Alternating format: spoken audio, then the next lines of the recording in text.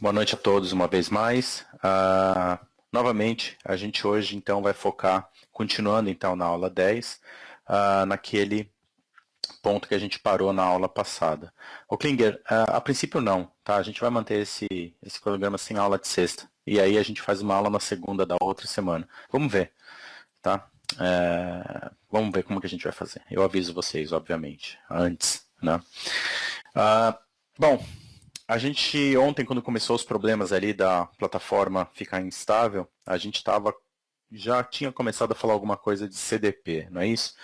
Então, eu começo hoje CDP do zero, né? Vou pegar aqui, então, dessa parte de CDP, e a gente, então, vai fechar os pontos que faltam. Basicamente, a gente vai cobrir CDP e LLDP, que não está aqui na lista, mas LLDP é um dos tópicos que foram adicionados no exame 125, que não é nada demais, essa é a parte boa, né? É tão simples quanto CDP. Então, essa é a parte boa, vocês não precisam se preocupar muito com isso, tá? Vamos cobrir um pouco de SNMP também, para vocês entenderem o que é SNMP, como que funciona, um pouco da configuração SNMP em cima de elementos Cisco, aí é mais exemplos, né? Porque SNMP depende muito do que você vai fazer e exatamente o tipo de elementos que você vai buscar ali pelo seu sistema de gerência e assim por diante. Então, eu vou cobrir o que o exame eventualmente vai cobrar de vocês em cima disso, que é mais conhecimentos gerais em cima do protocolo, né, da aplicação. NetFlow, que é uma ferramenta, né, da Cisco, proprietária, muito interessante. A gente vai dar uma olhada nela, ver o que ela faz, para que ela serve, o funcionamento básico dela e como que a gente configura e usa essa ferramenta nos roteadores e switches, eventualmente. E vamos terminar falando de autenticação local de usuários e DHCP. DHCP, a ideia por trás é discutir rapidamente a função desse serviço e como que você implementa um DHCP server dentro de um roteador Cisco. Vocês vão ver que também é uma tarefa bastante simples, bastante direta e funciona muito bem. É muito comum, né, esse tipo de implementação, principalmente em redes corporativas. Eventualmente, em vez de ter um servidorzinho DHCP ali na rede, você joga tudo para dentro do roteador ou de um switch layer 3 que você tenha funcionando ali na sua rede, tá bom? Bom, eu vou só então pular aqui os slides, eu vou lá por slide 20, se não me engano. Então, esse aqui a gente viu ontem. Registrador, a gente viu ontem. SNMP a gente não viu ontem. Aqui eu dei um pulo um pouco maior. Deixa eu só voltar aqui para CDP. Ponto. Então a gente começa daqui hoje, né? Vamos começar do slide 21, na verdade. Pulamos 20 slides que foram tratados na aula de ontem sem grandes problemas, certo? Então, restam aí 30 slides para a gente cobrir hoje, que não é muito. E são relativamente simples também, então essa é a parte boa da aula de hoje, tá bom? Bom, CDP, uma breve recapitulação aqui. O que é importante vocês lembrarem de CDP em cima do exame é, primeiro, não se esqueçam que CDP é um protocolo proprietário. Significa que é um protocolo fechado, desenvolvido pela Cisco e que só funciona, obviamente, em elementos do próprio fabricante, elementos Cisco, certo? CDP não vai ser suportado por elementos de outros fabricantes. Essa é uma coisa. Outro ponto que é importante vocês saberem para o exame. CDP é um protocolo de camada 2, ou seja, ele é completamente independente da camada de rede. CDP não precisa ter endereço IP, por exemplo, para funcionar. Ele basicamente funciona independente do que está configurado na camada superior, camada de rede. E eu vou fazer uma breve demonstração disso para vocês no final da aula. Tá? Então, esse é outro ponto também importante. Ele usa multicast para fazer a identificação dos elementos vizinhos. Então, ele joga, né, um frame, layer 2, na rede, no qual o endereço de destino desse frame, o maquiada desse destino, se for uma rede Ethernet, por exemplo, vai ser um endereço multicast Ethernet, para chegar então em todos os elementos Cisco no mesmo barramento que estejam com o CDP ativado. A função básica do CDP é reunir informações de hardware, endereçamento, protocolos e outras informações, plataforma, por exemplo, dos dispositivos diretamente conectados ao elemento no qual você está rodando o comando. Então, outra coisa que é importante vocês lembrarem a respeito do CDP é que ele vai enxergar até o próximo elemento só. Ele não vai ficar varrendo, você não vai ter uma visão, por exemplo, de todos os elementos da sua rede a partir de um único elemento onde você está dando o comando, por exemplo, show CDP neighbors, alguma coisa assim. Ele vai te mostrar apenas os elementos que estão diretamente conectados a ele. Aí você vai ter que acessar esses elementos que ele te mostrou e dos próximos elementos você vai, usando o comando CDP, montando a árvore ou a topologia da sua rede. Ok? Então o CDP não faz esse processo de discovery de todos os elementos a partir de um único elemento. Infelizmente não é assim que ele funciona. Aqui aquele slide que eu mostrei ontem, né, só para reforçar então, quando vocês têm elementos de outros fabricantes, como aqui eu tenho um roteadorzinho Cisco, né, conectado a um roteador Nortel, esse carinha Cisco aqui está rodando o CDP, isso quer dizer que o CDP eventualmente está chegando aqui na porta do Nortel, e o Nortel ele simplesmente descarta o frame. Né? O Nortel recebe o frame CDP, ele entende que aquele frame não é para ele e descarta, certo? Essa é a natureza da coisa. Então, obviamente, você não vai conseguir, a partir de um roteador Cisco, buscar informações de um roteador Nortel, porque Nortel não fala CDP. Mas você pode usar um outro protocolo que a gente vai ver mais para frente, que é o LLDP, que faz basicamente a mesma coisa que o CDP, mas ele é aberto, ele é independente de fabricante. Aqui nessa outra linha aqui, a gente tem, então, aquele roteador Cisco conectado a um outro roteador Cisco. Então, essa parte aqui é a informação que vai ser trazida para mim. Esse cara vai ver informação, então, desse roteador e desse, e só. Ele não vai ver mais nada da rede em termos de CDP. Então, eu vou, por exemplo, conseguir capturar aqui quais interfaces esse cara tem, qual é o endereço IP configurado nele, e assim por diante, de modo que eu consigo, a partir desse roteador, acessar esse cara, por exemplo, via Telnet ou SSH ou alguma coisa parecida. Aí, desse cara, eu vou usar o CDP novamente, e aí ele vai me mostrar o quê? Que ele tem como vizinhos esse cara de cima e esse cara aqui de baixo. Tá? Aí você vai falar para mim, mas esse cara de baixo não deveria aparecer, porque ele está conectado num switch que não é Cisco, é um switch Tricom. Não tem problema, por quê? A gente viu isso lá na aula 2. Natureza de operação de switches é a seguinte, o switch recebe um frame, que é um broadcast ou um multicast. O que ele faz com esse frame? Ele vai propagar esse frame para todas as portas ativas. Então, eventualmente, esse frame vai chegar no roteador Cisco aqui, certo? É assim que funciona. Então, você consegue, sim, mesmo que o switch ali no meio do caminho não seja Cisco, o CDP vai funcionar da forma esperada.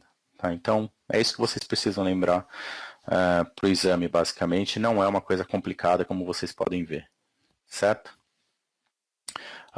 O endereço multicast do CDP. Eu vou dar uma pesquisada aqui, Klinger, que eu não lembro de cabeça. Tá bom? Aliás, acho que eu tenho aqui no meu livro mesmo. Eu vou dar uma olhada depois aqui com calma, tá? Me cobra de novo isso daí que eu trago para você, mas de cabeça aqui eu não lembro. Mas acho que eu tenho essa informação. Se não tiver no livro, eu dou uma olhada rápida na internet e trago isso daí para você. Aqui, eu não entendi a pergunta, sério. Quem propaga multicast? O CDP não propaga multicast, o CDP é um multicast. Ele, em si, é um frame multicast, entendeu? Quem propaga o multicast é o switch, onde vai bater lá o CDP numa porta, o switch vai, espalhar isso daí para a rede inteira. Tá bom? Aliás, isso é verdade apenas, tá? Só voltando aqui no diagrama, isso é verdade apenas se o switch não for Cisco. Se o switch for Tricom, por exemplo, é isso que vai acontecer. Agora, se for um switch Cisco, como a gente tem aqui, aí isso não acontece, tá? Não, Stefan, multicast não é só Layer 3. Você tem multicast Layer 2, você tem multicast Layer 3 também. Você tem broadcast Layer 2, você tem broadcast Layer 3. A funcionalidade é exatamente a mesma, é só a camada que você está operando que é diferente. Tá claro isso para todo mundo, pessoal? Não. Você tem endereço Ethernet, por exemplo, MAC address multicast, ou seja, aquele frame tem um destino, tem como destino um grupo, né, de máquinas que tem lá, que participam, né, desse grupo multicast que foi configurado. No caso, por exemplo, do CDP, esse grupo é um grupo de elementos Cisco, por exemplo, certo? Mas você tem a definição de multicast tanto em Layer 2 quanto em Layer 3. ok? Isso é importante vocês terem na cabeça de vocês. Tá? Broadcast e multicast existe nas duas camadas.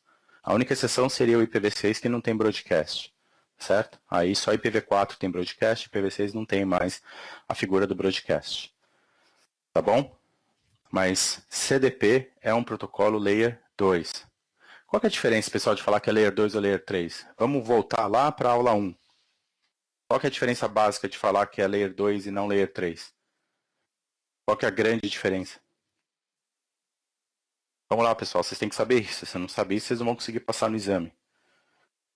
Enlace, tudo bem, Layer 2 é a camada de enlace. Mas qual que é a grande diferença se eu pegar, por exemplo, ali no Wireshark, né? Então, eu estou fazendo uma análise ali de protocolo no Wireshark, eu estou examinando, então, o que tem ali no cabeçalho de camada 2 e estou examinando o que tem no cabeçalho de camada 3. O que eu vou ver no camada 2? O que tem no cabeçalho de camada 2?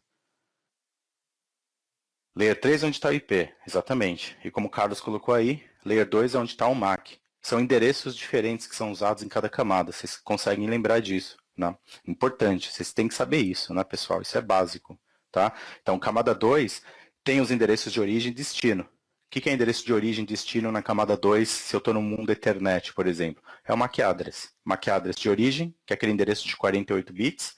MAC address de destino, também um endereço de 48 bits, o MAC address de destino. Quando eu estou na camada 3, eu estou olhando o endereço IP. Aí eu estou olhando o endereço IP de origem, endereço IP de destino. Aí pode ser IPv4, IPv6, não vem ao caso. Né? Então pode ser 32 bits se for IPv4 ou 128 bits se for IPv6. Ok? Quando eu falo que CDP é um protocolo de camada 2, o que eu estou dizendo para vocês basicamente é que se vocês pegarem o CDP e abrirem, né, no analisador de protocolos como o Wireshark, não vai ter IP lá dentro. Vai ter o que no cabeçalho do CDP? MAC address. Vai ter um MAC address de origem e um MAC address de destino. O que significa dizer isso? Que o CDP não passa de um segmento Layer 2. Ele não tem como atravessar um roteador, por exemplo. Ele não tem essa informação, ele não tem como chegar em outra rede. Vocês entendem isso ou não? Sim?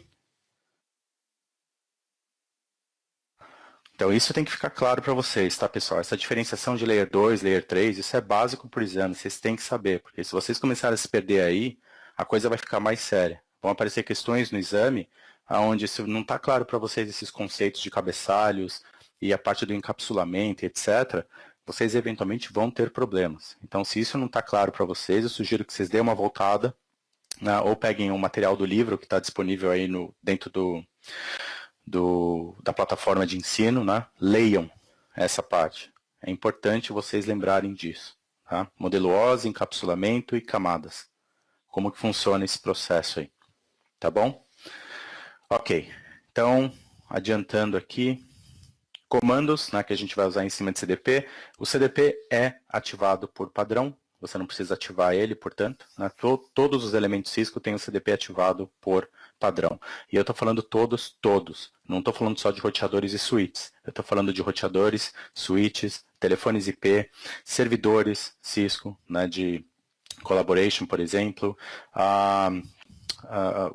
access points Cisco, qualquer elemento Cisco tem CDP, tem suporte a CDP e tem o protocolo ativado. Certo? Isso significa o quê? Se eu pego um telefone IP, conecto ele num switch Cisco, o switch Cisco enxerga o telefone IP e vai me dar, por exemplo, o modelo desse telefone, as características dele, número de portas, protocolos suportados, ele vai me passar um monte de informações sobre esse telefone, mesmo que eu não tenha nenhum endereço IP configurado nele. Ok? Mais do que isso, uma coisa que pouca gente sabe, né, mas o CDP, ele não é só essas informações que a gente estuda para o exame. O CDP pode trazer informações adicionais também. Um outro exemplo, né, em cima também de telefonia IP, é o caso da VLAN de voz, por exemplo, que você precisa, né, no ambiente de telefonia IP, você tem que separar dados de voz, para você dar a priorização adequada ao tráfego de voz, certo? A melhor maneira de fazer isso é colocar a parte de voz em uma VLAN segregada. O CDP, quando você liga, né, um telefone IP no switch, ele faz uma negociação com o switch, se o switch estiver configurado para que essa negociação ocorra, informação, por exemplo, da voice VLAN e um monte de outras informações para que essa autoconfiguração aconteça. tornando então todo o processo de configuração de QoS, etc., em redes de voz bastante simples, é quase que automática, você não precisa fazer nada. Pluga o switch no telefone, o telefone fala via CDP com o switch, traz a informação necessária, o switch se autoconfigura na VLAN de voz e maravilha, está tudo funcionando. Então, CDP é um pouco mais, em alguns casos, né, do que apenas essas informações que a gente vai ver aqui, só para vocês saberem. Não isso daí não é importante para o exame de qualquer forma, mas é mais a título de curiosidade, tá? Aqui só voltando. Eu tenho então o comando show CDP neighbor, que eu estou dando no elemento Cisco qualquer, e esse elemento Cisco está me falando então quais elementos estão conectados a ele. Aqui no caso eu tenho um switch da linha 1900, esse print aqui é bem antigo, né? Tem um switch 1900 e um roteador 2500, né? 30 anos atrás praticamente, mas enfim, mas para vocês verem, né? Então, ele mostra para mim o device ID, que é o host name, tá? do elemento que foi identificado pelo CDP, a interface local do roteador que você está dando o comando que está conectado a esse elemento. Então, a Ethernet 0 está conectada ao switch e a Serial 0 está conectada ao roteador. Aqui são os timers do CDP, de quanto em quanto tempo, né, o CDP ele faz essa checagem, se ele deixa de ver, obviamente, esse elemento some da lista aqui de elementos diretamente conectados. Né, mas enfim, só para vocês saberem. A capacidade desse cara, ou seja, que tipo de plataforma é essa, né? Não plataforma, mas o que esse cara é, né? Se ele é um roteador, se ele é um switch, se ele é alguma coisa diferente disso. Então ele vai mostrar aqui para mim, e aqui em cima tem a legenda do que significa cada uma dessas letras. Tá? Plataforma, então ele vai passar para mim qual é a plataforma daquele elemento, e a porta do cara que está conectada a mim. Então aqui no caso, no switch 1900, aqui é a porta 2 dele que está conectada à Ethernet 0 do meu lado. No caso do 2500B aqui, é a serial 0 dele que está conectada à serial 0 minha. Então, ele traz essas informações para você. Isso é a informação resumida. Quando você dá o comando show cdp neighbor e dá enter, essa informação que aparece para você, da forma que está aí, é a informação resumida. Se você quiser ver a informação completa, você usa o comando show cdp neighbor detail, de detalhe. E aí ele vai trazer informações como endereço IP, ele vai te trazer informações da versão do sistema operacional que cada elemento está rodando. Né? Então ele fala, esse cara está rodando o iOS 15, esse outro está rodando o 12.4 e assim por diante. Então traz uma série de informações adicionais que podem ser úteis no processo de troubleshooting e assim por diante. Vale para vocês saberem. Então aqui eu tenho um exemplo, né, onde eu tenho 4 roteadores conectados aí de formas distintas. Né? Então aqui eu tenho, por exemplo, R1 conectado a R2 via porta Ethernet ponto a ponto, aí no caso, R2 e R3 da mesma forma, e eu tenho então a conexão de R1 e R3 via uma porta dedicada serial e também R1 conectada a R4 e R3 conectada a R4 via rede frame relay. Então são várias conexões distintas aí nesse pequeno diagrama. E aí ele mostra para mim então, aqui em R2, se eu der o comando show cdp neighbor detail, ele vai mostrar para mim quais elementos ele enxerga como diretamente conectados a ele. Então aqui no exemplo, R2 deveria enxergar R1 e R3, certo? Que é exatamente o que ele está mostrando aqui para mim. Então, como eu estou usando a opção detail, ele vai abrir então todas as informações que ele consegue enxergar desse cara. Então ele me traz o host name, ele vai me trazer o endereço IP desse cara, que eu posso usar para uma sessão Telnet ou SSH, por exemplo.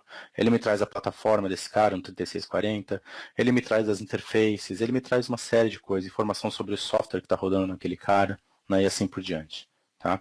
Enfim, essa é a figura do CDP, basicamente. Alguns de vocês, em algum momento, já devem ter usado esse protocolo, eu imagino, se vocês trabalham com rede Cisco, em algum momento da vida de vocês, vocês já tiveram que usar o CDP para dar uma olhada em informações de equipamento remoto, para fazer um processo de troubleshooting, ou mesmo para mapear a rede, entender como que a rede está conectada. Então, vale para vocês saberem. Aí o Klinger está dando uma dica também, para ser ainda mais específico, então show CDP neighbor, a interface detail, então ele traz informação só daquela interface, o que tem do outro lado. Então, em vez de trazer todos os elementos de todas as interfaces, dando o comando como o Klinger colocou aí, ele vai trazer informação apenas de elementos que estejam atrás daquela interface. Então, vale para vocês saberem. É um comando muito útil, tá? Mas algumas empresas, dependendo aonde que esses elementos estão na rede, elas optam por desativar o CDP. Né? Você já deve ter ouvido falar disso também. Porque o CDP tem algumas implicações de segurança. Tá? Então, tem algumas vulnerabilidades, tem também implicações de segurança no sentido das informações que são transportadas por ele. Então, em grandes operadoras, por exemplo, em lugares, centros mais críticos, eventualmente você vai ter esse protocolo desabilitado. Aí, como que você faz um troubleshooting? Eventualmente, se você precisa do CDP ativado, você vai ativar ele pontualmente em uma determinada interface, para fazer um discovery de alguma coisa que está lá atrás, e na sequência você desativa depois que você capturar as informações para manter a rede o mais segura possível. Tá? Mas isso, de novo, tá? É mais comum em redes de alta criticidade, onde realmente existem processos de segurança que têm que ser obedecidos e seguidos e assim por diante. Mas em redes corporativas, por exemplo, esse tipo de coisa, normalmente o CDP está ativado e fica ativado e não traz grandes problemas. Ele não usa a largura de banda, usa muito pouco a largura de banda, e é um protocolo que no final acaba sendo bastante benéfico de qualquer forma. Né? Você acaba usando ele para uma série de coisas. Tá bom? Como eu expliquei antes, por exemplo, se você tem uma rede com telefonia IP, o CDP é importante, né, nesse processo de autoconfiguração. A não ser que você queira configurar tudo na unha, né, o CDP ele vai te ajudar bastante nesse processo de autoconfiguração da VLAN de voz, etc. Tá bom? E o LLDP? Né? LLDP, a sigla significa, como está aí, Link Local Discovery Protocol. Não sei se vocês já tiveram a oportunidade de testar ou usar o LLDP em algum momento, mas o LLDP é exatamente a versão CDP Open, na Open Source. Então, o CDP é muito legal, funciona muito bem, mas apenas em elementos Cisco. Se eu tenho uma rede heterogênea e eu quero fazer o discovery, etc., o LLDP é o caminho. Né? Então, eu tenho, por exemplo, um Juniper na minha rede e eu quero buscar informações dele a partir de um Cisco, o LLDP transporta essas informações para mim. Tá, o LLDP é um protocolo muito simples, também Layer 2, tá? Então ele funciona na camada 2, não precisa de endereço IP para funcionar. Ele suporta customização de campos, então se você compara o LLDP com o CDP, o LLDP ele é muito mais flexível. Você consegue, por exemplo, vamos supor, você tem um hardware específico e eu quero transportar uma informação bastante específica desse hardware para os vizinhos. Eu consigo, via configuração de TLVs, inserir informações nesse pacote, né, para jogar ele para os meus vizinhos. E os meus vizinhos conseguem pegar essa informação e, obviamente, ler o que está lá dentro. Então, nesse ponto, né, é muito positivo se comparar com o CDP, porque o CDP, obviamente, não permite que você faça isso. O CDP é fechado, é engessado, você não tem como manipular nada que está lá dentro. É aquilo que está e ponto. LLDP não. Permite que você faça uma série de customizações, etc. Tá? Inclusive suportado pela Cisco as customizações também. Tá bom? Não é ativado por default nos elementos Cisco. E isso é importante vocês levarem para o exame também. Então, o que é ativado por default é o CDP. Se você quiser usar o LLDP, você tem que ir lá explicitamente e ativar o protocolo no equipamento. Senão, não vai funcionar. Tá? Aqui é só um exemplo, né, com o LLDP funcionando, só para mostrar para vocês que agora eu consigo ter visão de todos os equipamentos da minha rede. Né? Então, do Cisco aqui eu consigo acessar, obviamente, os Ciscos, mas também vou acessar os Tricon, Nortel e etc. Consigo agora ver tudo, porque o LLDP depende de fabricante.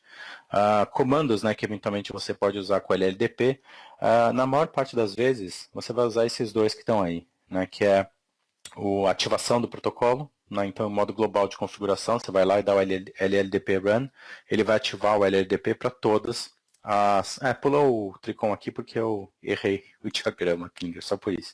Mas, em tese, o Tricon também suporta LLDP. Tá? Nem existe mais Tricon, né? Nortel. Esse slide é velho, né? Essa figura aí. Eu tinha que dar um refresh nela. Mas serve o propósito, então eu deixei. Mas é só porque eu, na hora de fazer aqui, eu pulei, porque eu errei mesmo. Então, dando o comando no modo global de configuração, como está aqui, ele ativa o protocolo para todas as interfaces do equipamento. Então, se você está falando de um switch, por exemplo, de 48 portas, se você der o LLDP Run no modo global de configuração desse switch, o LLDP vai estar ativado em todas as 48 portas desse switch. Tá? Se você quiser ser mais específico, você tem que entrar na interface e aí ativar ou desativar o protocolo por interface, que também é possível, assim como também é para o CDP. O CDP, você também pode desativar o CDP em determinadas interfaces, por exemplo, que você sabe que ele não vai ser útil. Né? Então, tem uma série de interfaces que vão para usuários finais, né? PCs ou alguma coisa assim. Eu não quero o CDP jogando frames para esses caras, porque eu sei que esses caras não vão usar esses frames para nada. Então, eu vou lá e desativo o CDP. Só tomem cuidado com isso, né? Porque voltando para o caso dos telefones IP, se você tem rede de telefone IP, né, e você está falando, bom, essa porta do switch vai para o usuário final, então eu posso ir lá e desativar o CDP. Se você estiver usando autoconfiguração e o CDP está conectando um telefone IP e atrás do telefone IP está o usuário, isso pode gerar problema. Tá? Então, só tomem cuidado com isso. Mas, além disso, você pode ativar e desativar o que você quiser. Tá? Então, se você der o comando aqui, show LLDP neighbor, eu vou mostrar para vocês depois. E você pode usar também o detail, como tem no CDP, você pode usar show LLDP neighbor detail. Ele traz para você informações organizadas de uma forma muito, muito semelhante, para não falar idêntica ao que o CDP traz para você. Tá? Então, as informações são exatamente as mesmas, basicamente. Ele te traz informação do hostname, a plataforma e etc. Né? Então, são as mesmas informações que o CDP traz para você, o LLDP também vai trazer. Tá? Então, um protocolo legal para vocês considerarem, se vocês têm aí redes mistas, né, heterogêneas, com outros fabricantes. LLDP funciona em servidores também. Né, então, você consegue rodar LLDP em servidores Linux e assim por diante, para obter informações do hardware, do que está rodando lá dentro e assim por diante. Né. De novo, é um protocolo que você consegue customizar bastante, se você quiser. Tá? Tranquilo até aqui, pessoal? Essa parte mais de discovery de elementos, etc. Sim ou não? Tranquilo? Eu vou fazer um compartilhamento rápido de tela aqui e vou mostrar para vocês, então, o LLDP e o CDP funcionando, para quem nunca viu, né, só para vocês terem uma noção do que é. Depois, se vocês quiserem, esse tipo de demonstração que eu vou fazer, eu não vou colocar o lab para vocês baixarem, porque é muito fácil de vocês replicarem isso depois. Né? Então, não faz muito sentido eu ficar também colocando esse tipo de lab para vocês baixarem, o que não vai agregar muito para vocês, na minha opinião. Tá? Se quiserem, eu coloco, né? Porque eu vou montar ele aqui agora junto com vocês. E posso, obviamente, gravar isso, salvar isso depois e vocês, se quiserem, vão lá e usem ele, baixem. Então, deixa eu compartilhar minha tela aqui com vocês. A gente vai usar o Packet Tracer. O Packet Tracer suporta LLDP. Aliás, gravando o vídeo lá para vocês da redistribuição de rotas, eu caí em outro bug do Packet Tracer. Né? Então, de novo, o Packet Tracer é bom, é legal, é bonito, mas ele não vai funcionar perfeito 100% das vezes. Vocês têm que ter isso em mente, tá bom? Então vamos lá. Aqui eu tenho a tela do Packet Tracer, acho que todos estão conseguindo ver, certo? Vocês conseguem enxergar a minha tela aqui, né?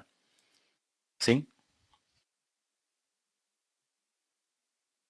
Ok. O que eu vou fazer aqui é o seguinte, ó. Eu vou colocar um roteadorzinho 1941. Então esse é um 1941 e eu vou colocar um 2911. Só para a gente ver se ele traz da forma correta a informação de plataforma e etc. Vou fazer a conexão entre eles via o cabo crossover, porque a gente já aprendeu, né, que no Packet Tracer é assim que tem que ser. No mundo real não precisa, porque as interfaces têm lá o recurso, né, do alto MDIX que faz a conversão automática. Então, pronto, estou aqui então com os dois caras conectados. Não tem endereço IP configurado, né? Vocês perceberam que está zerada a configuração dos dois aqui. Então, vamos dar um hostname para esse cara, vamos chamar ele de R1 e vamos configurar a interface dele só para ela subir. Eu só vou dar um no shut nela, não vou colocar IP, não vou colocar nada. Mesma coisa no Alter 2 aqui, no R2. Vou só então dar um hostname para ele. Peraí, Ctrl Shift 6. Então, enable, conft, host R2 e int g0/0 e no shut. Então, pronto. Duas interfaces estão up. Não tem endereço IP? Não tem nada. Então, o que eu tenho no momento é só uma conexão Layer 2 entre esses caras. A interface deve estar up. Se tiver, mostra aqui a parte de Layer 2 está ok, certo? Então, up, mostrando aqui para mim, o que indica para mim que a parte de conectividade, pelo menos de Layer 2, está certo, está ok, portanto, o CDP deve estar funcionando normalmente. E a gente pode verificar isso usando o comando show CDP neighbor, e ele mostra para mim, então deixa eu aumentar a tela aqui para ele não ficar cortando. Então aqui ele mostra para mim, no R2, né, eu dei o comando show CDP neighbor, e ele está mostrando para mim que ele enxerga, então, via CDP, o vizinho R1, interface local, a minha interface que está conectada ao R1 é a G00, o R1 é um router da plataforma 1900, e a interface dele que está conectada a minha é a G00, certo? Se eu der o comando show CDP neighbor detail, ele mais informações para mim a respeito do R1. Né? Então ele mostra para mim que o cara é um 1900, ele mostra para mim o software que aquele cara está rodando, na versão 15.1, por exemplo, e etc. Não tem endereço IP aí porque eu não configurei nenhum. Então ele não vai, obviamente, mostrar endereço IP para mim. Esse daqui, pessoal, é a melhor prova que esse é um protocolo Layer 2. Conseguem ver? Eu simplesmente dei um no-shut na interface.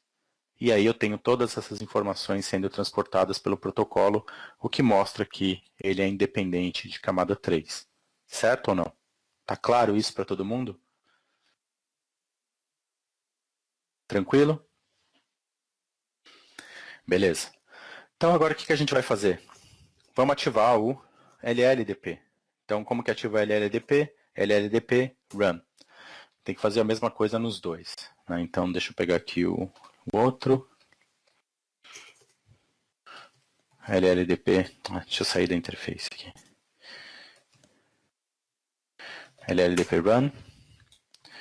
Então agora eu estou no R1 e eu vou usar o comando show LLDP neighbor. E aí, como eu falei para vocês, né, a informação que ele traz para mim é muito parecida, né, em termos de formato com o que o CDP traz, para não falar que é idêntico. Né?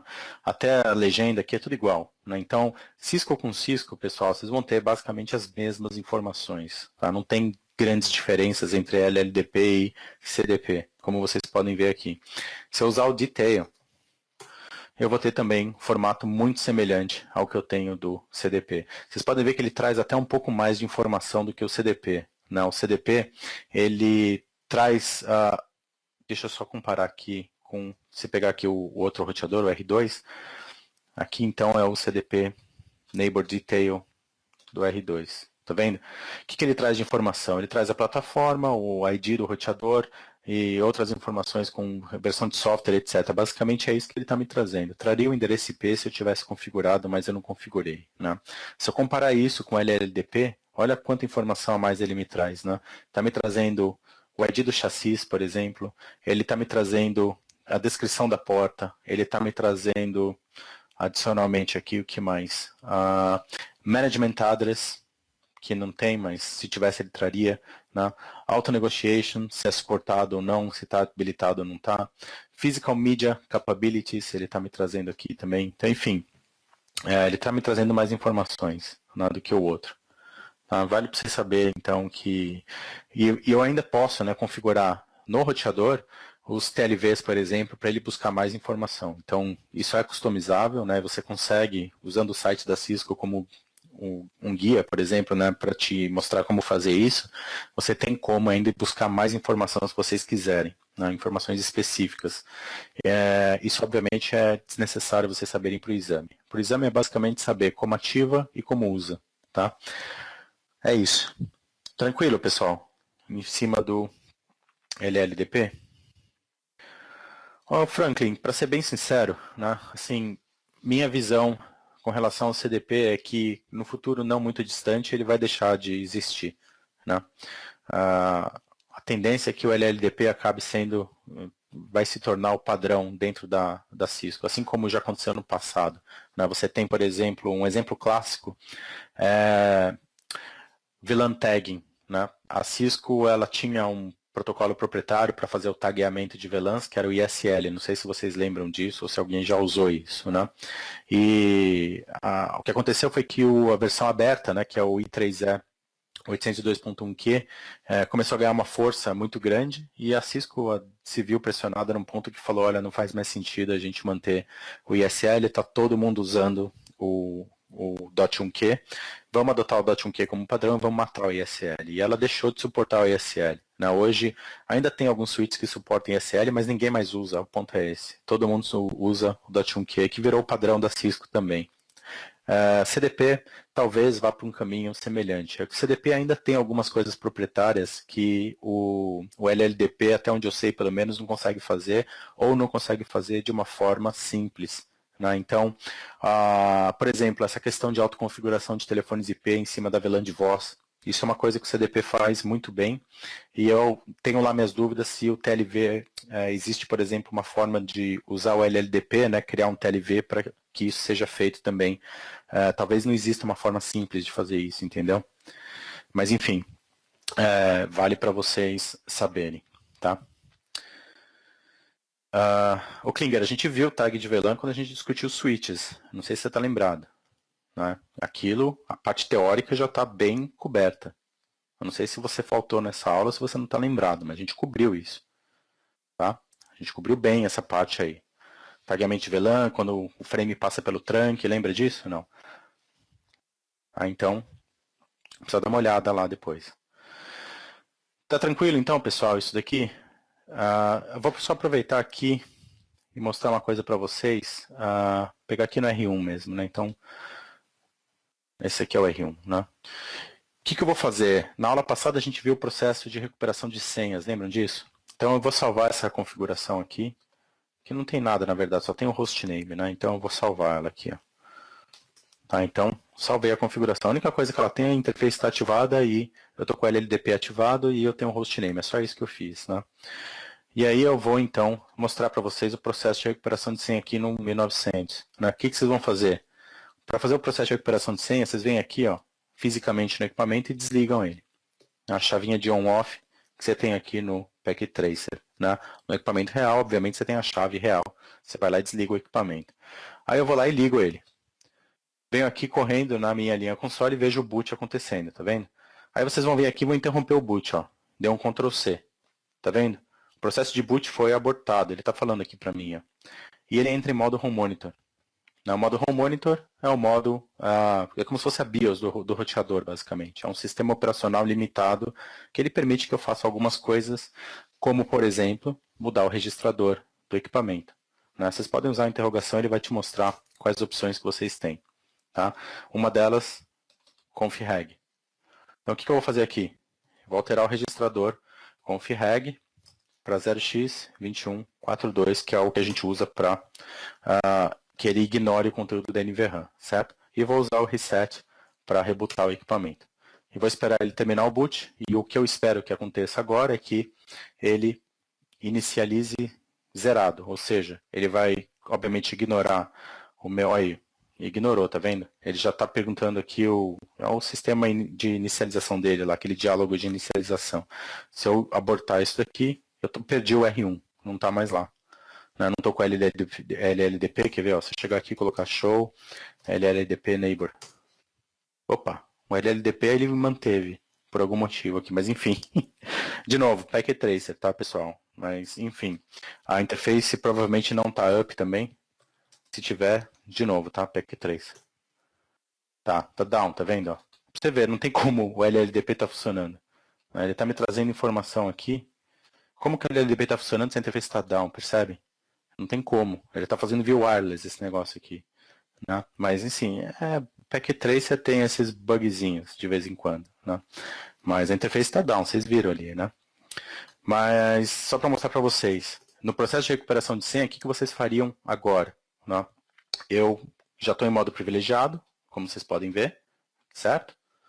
E aí eu vou trazer a configuração que está salva na NVRAM. Então, copy, start, run. Pronto, R1 está aqui.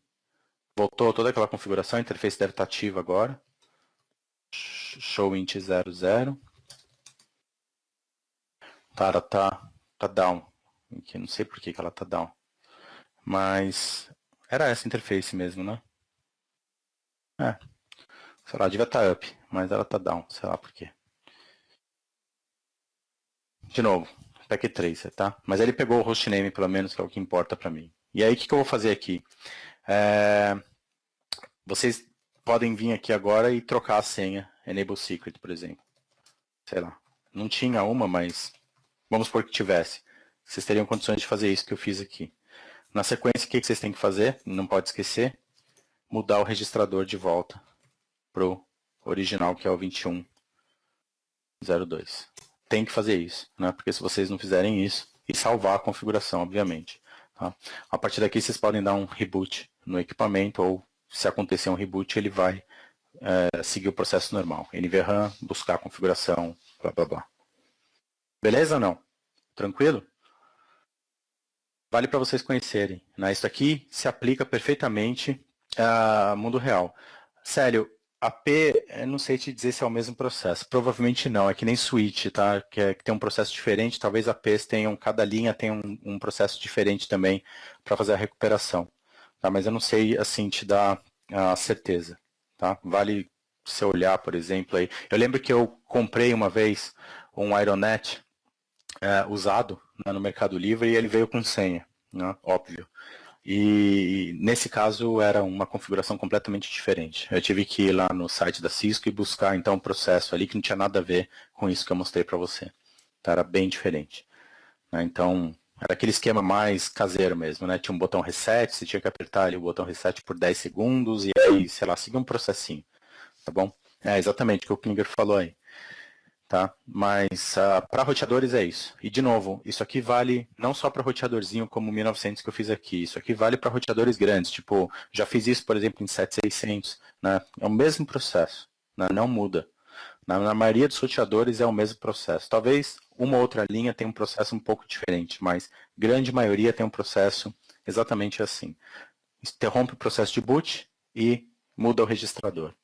Tá bom? Beleza. Então, deixa eu parar o compartilhamento aqui e vamos seguir em frente. SNMP. O que o exame vai cobrar de vocês em cima de SNMP? Infelizmente, esse é um tópico que é puramente teórico. Né? Não só SNMP, como NetFlow também. A grande parte do que eventualmente pode ser cobrado de vocês em cima de NetFlow também é em cima de teoria. Tá? Não tem muita prática, não tem muito comando para vocês verem. É muito teoria mesmo em cima de SNMP. Então, o que vocês têm que saber? O que é o SNMP? Né? Então, SNMP é um protocolo de gerência antigo pra caramba, né? O SNMP está aí quase desde a época do modelo OSI, né? Então surgiu junto com o TCP/IP lá na finalzinho da década de 70, né? Então, poxa, é um protocolo que está aí há anos e anos e anos. É óbvio que houve evoluções, né? Hoje a gente está na versão 3 do SNMP, algumas pessoas ainda usando a versão 2 e obviamente a versão 1 já era, ninguém mais usa por uma série de limitações e questões de segurança. Tá? Então, é um protocolo que atua na camada 7, né? Então ele é a camada de aplicação, basicamente. Não é transporte, nem camada 3, nem nada disso. E a função desse protocolo, basicamente, é informar ao sistema de gerência o que está acontecendo com os dispositivos que estão sendo gerenciados. E a forma como o SNMP faz isso é usando uma base de dados chamada de MIB, né, que é o Management Information Base. Então, cada objeto dentro de um elemento de rede, ele tem o que a gente chama de OID, né, Object ID. E a MIB, ela armazena informações sobre esses Object IDs, né, de estado e etc., e transmite isso para o servidor de gerência. Então, o servidor de gerência coleta essas informações e usa essas informações para mostrar os alarmes na tela, ou para criar gráficos, ou para montar os relatórios, enfim, depende de como você configurou o sistema de gerência. Esse é o protocolo de longe mais usado, né, quando a gente fala de gerenciamento. Não tem, assim, muito concorrente para o SNMP. Pode até ser que você fale, mas, sei lá, a HP tem um protocolo proprietário que dá pirueta e frita bolinho e não sei o que, etc. Verdade, talvez tenha, mas, enfim, a questão é quem usa, né? Quem que vai ficar focando, por exemplo, num protocolo proprietário? Vou dar um exemplo para vocês, né?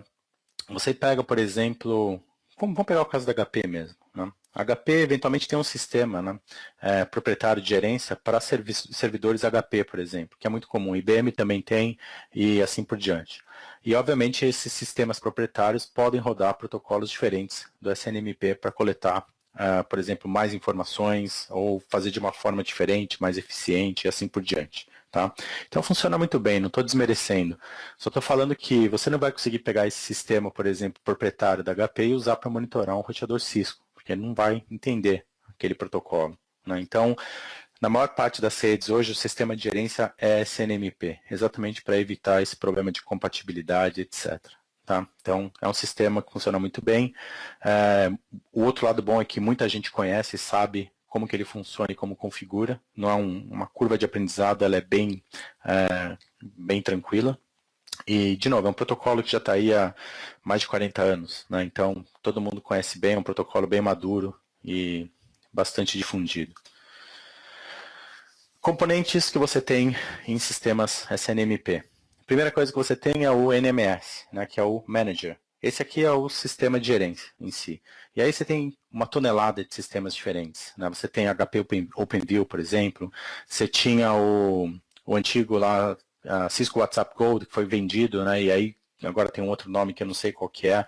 Você tem os sistemas de gerências open source muito bons também, como o Nagios, né, é um exemplo. Você tem o Zabbix, que é outro exemplo muito conhecido, muito bom.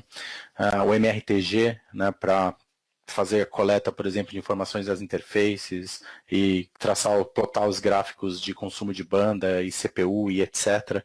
Né? Então, tem uma série de sistemas que vocês podem usar em cima de SNMP. Alguns são pagos, alguns são open source, e, enfim, tem muita coisa aí no mercado que vocês podem trabalhar. Né? Se vocês, por exemplo, estão pensando em montar um lab, e aí você fala, no meu lab eu gostaria muito de ter um sisteminha de gerência ou para brincar, para entender como funciona. De fato, eu quero monitorar os meus servidores, por exemplo, minhas máquinas virtuais, ou o que quer que seja. Né?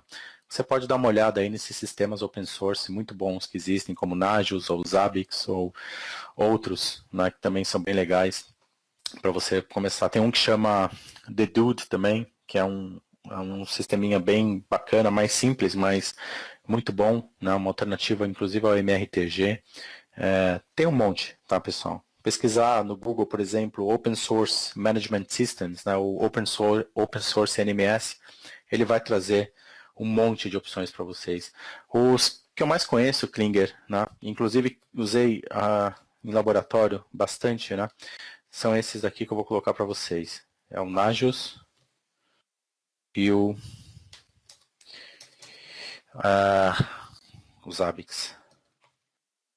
E esses são os dois que normalmente as empresas também mais usam. Né? Então, conhecimento nesses dois aí ajuda muito em termos profissionais também, principalmente nos Zabbix. Né? Zabbix tem sido muito difundido, né? Eles estão crescendo bastante, inclusive acho que tem hoje uma versão paga já, e tem muita empresa usando esse sistema. Então, se você conhece ele, sabe usar, é um plus a mais aí que você tem no seu currículo, com certeza. A gente tem um SNMP Agent, né? Esse é o SNMP que roda nos elementos gerenciados. Né? Então, o Agent é sempre o carinha que vai informar, é o cara que vai jogar as informações para o server. Tá? Então, o servidor vai lá, ele faz um pooling, que a gente chama, né? Ele vai bater ali na porta do agent e falar, agent, eu quero informação sobre esse cara aqui. Aí o agent chega e fala, beleza, está aqui a informação desse cara que você está me pedindo, né? Ele vai lá, consulta a MIB e joga a informação para o server. É assim que funciona. Os elementos gerenciados, aí são os Object IDs, né? Você tem então as interfaces, CPU, enfim, um monte de coisas ali que você pode monitorar dentro de um determinado equipamento, e para que você consiga saber exatamente o que você pode monitorar, você tem que consultar a MIB. Né? Então existe uma coisa que chama, por exemplo, SNMP Walk, né, que você tem que fazer para que você consiga ver dentro da árvore da MIB ali quais elementos você consegue buscar informação, e assim por diante. E a MIB, que é a base de dados em si. Né? Então é na MIB que é escrita, por exemplo, todas as informações de cada OID que você está monitorando, e é esse elemento que vai ser consultado pelo NMS. Né? Então o NMS vira e fala, ó, eu quero a informação, por exemplo, do estado da interface com o ID e tal. Ele vai lá na MIB e vai buscar a informação naquele momento como que está a interface, né, em cima do OID que foi informado. Então, é um sistema bastante robusto, relativamente simples e funciona muito bem, obviamente, tanto que está aí há quase 40 anos. Então, a MIB, né, a base de dados, linguagem comum entre o agent e o manager, né, então é essa linguagem que eles conversam, né, essa base de dados que é trocada entre eles.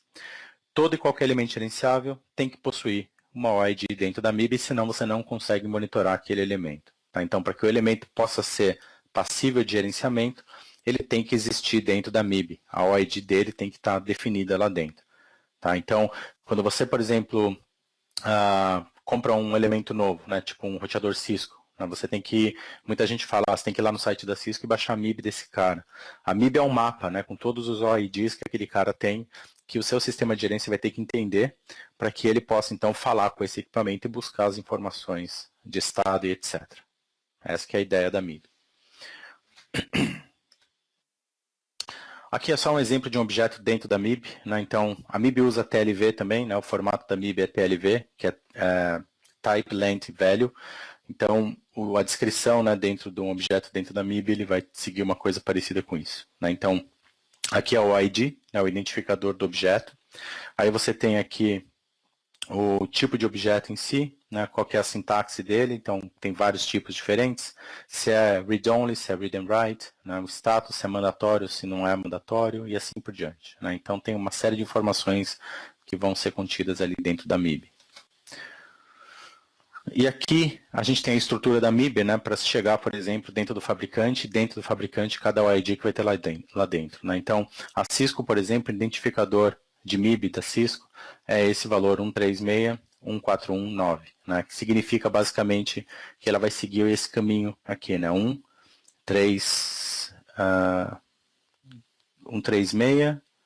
136, né? Se você for seguindo esse caminho aqui numérico, né, vai ser exatamente 136, babá, né? Então 9 é o que identifica a Cisco dentro de Enterprise. Né? 9 é o identificador da Cisco. Outros fabricantes vão ser outros números. Né? Então, sei lá, vamos supor que a Juniper seja 10, não tem ideia. Tá? Mas então seria 136, 141, 10. E assim por diante. Tá? Só para vocês saberem como que a coisa funciona. Tá? Então aqui dentro da Cisco, né, vocês vão ter então subdivisões aqui dentro, né, e aí dentro dessas subdivisões vocês vão ter as OIDs específicas e assim por diante. Então é uma coisa muito bem estruturada e bem mapeada. Né? O fabricante tem que tomar cuidado para que tudo seja muito bem feito, senão o sistema de gerência não vai funcionar contento. Tipos de mensagem SNMP, isso vocês têm que saber para o exame. Né? Então mensagem tipo GET, é a mais comum, né? Então do manager para o agent, isso é o sistema de gerência falando com o elemento gerenciado. Né? Ele solicita os valores da MIB. Esse get é o que vai então falar lá o sistema de gerência mandando um get para o seu roteador falando, eu quero informação dessa interface. É via get que ele vai conseguir essa informação. Get next, né? Então de novo do servidor para o sistema gerenciado, solicitando os valores do próximo objeto da MIB. Isso é muito comum, né? Quando você tem, por exemplo, a MIB ela contém elementos também em formato de matriz, né, de tabela. Então você tem lá o primeiro elemento da tabela, a primeira linha, daí você tem a segunda, a terceira, a quarta. Então o getNext ele vai varrendo essa tabela. Ele pega a informação da primeira, depois da próxima, da próxima e da próxima. Tá? Então é útil nesse sentido. Set, né, então aqui quando você tem elementos que são read and write, você pode usar então o sistema de gerência SNMP para escrever alguma coisa, alterar um parâmetro, por exemplo, no elemento gerenciado. Então, em alguns momentos isso pode ser muito útil e lembrando que isso, obviamente, pode ser um problema de segurança, etc. Tem que tomar muito cuidado com isso. Então, se tiver amplamente aberto ali, qualquer um puder ter acesso a esse tipo de alteração, você tem um problema sério de gerência na sua rede. Então, o SNMPv3, por exemplo, ele reforça bastante a questão de segurança, para evitar que pessoas não autorizadas possam usar o set, por exemplo, para alterar configurações ou parâmetros dentro de elementos gerenciados. GetResponse, mensagem, então aqui usada pelo agent, né, para responder uma mensagem getNext ou set. Então, está chegando um get ali para o seu roteador Cisco. Está pedindo informação do ID de uma interface, por exemplo. O GetResponse é a resposta que o seu roteador vai mandar para o sistema de gerência. E traps, que vocês já devem ter ouvido falar, são as mensagens, né, que é a única mensagem que é iniciada pelo agent em direção ao manager. todas as outras sempre são originadas pelo manager em direção ao agent. Então, o sistema de gerência tem que perguntar para o agent alguma coisa, e aí o agent informa status da interface, CPU e etc. O trap é a única exceção. Então, caiu uma interface, seu sistema, né, o seu roteador vai gerar uma trap em direção ao sistema de gerência informando, ó, a interface X caiu. E aí aparece aquele alarme vermelho, etc., na tela, se tiver configurado para isso, obviamente. Tá? Então, lembrem-se que o trap sempre vai em direção do agent para o server. Tá? O server nunca vai mandar trap para o agent. Não faz sentido nenhum. Beleza? Tipo de mensagens SNMP, aqui é só basicamente um diagrama, né, que é o mesmo que está no livro, inclusive, que ajuda a entender um pouco melhor as portas usadas pelo manager e pelo agent, né, então sempre usar o UDP para SNMP. Por que se usa UDP e não TCP?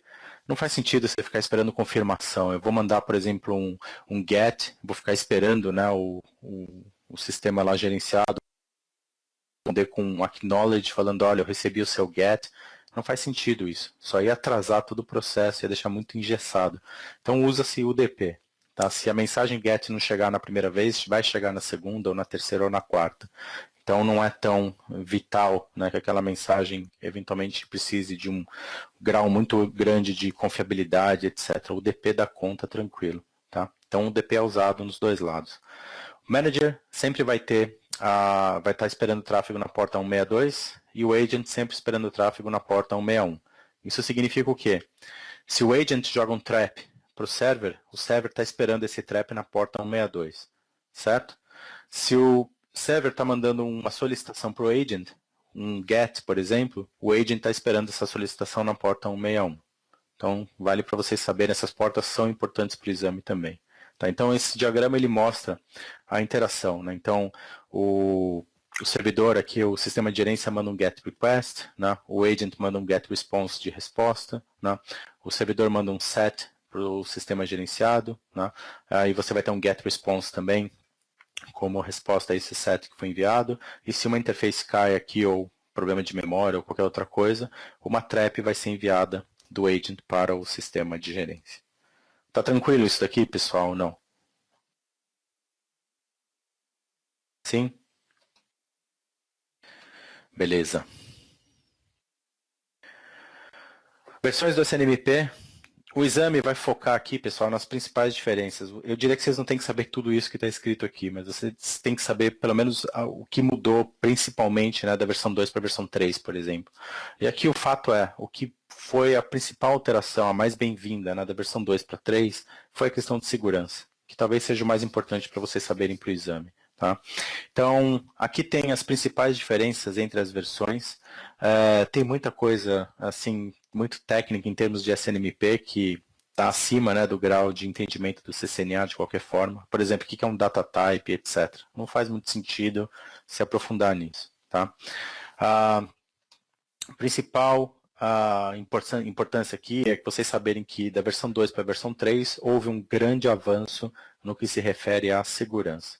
Então, foram implementadas técnicas de autenticação, por exemplo, na privacidade, etc., que melhoram bastante, dificultam muito, né, por exemplo, a exploração de eventuais vulnerabilidades em cima desse NMP, etc., que era muito comum em versão 2 e nem se fala na versão 1, né, mas a versão 3 ela é muito mais robusta em termos de segurança e provê aí um ambiente muito mais seguro para que você possa, então, trabalhar os seus sistemas de gerência. Tá?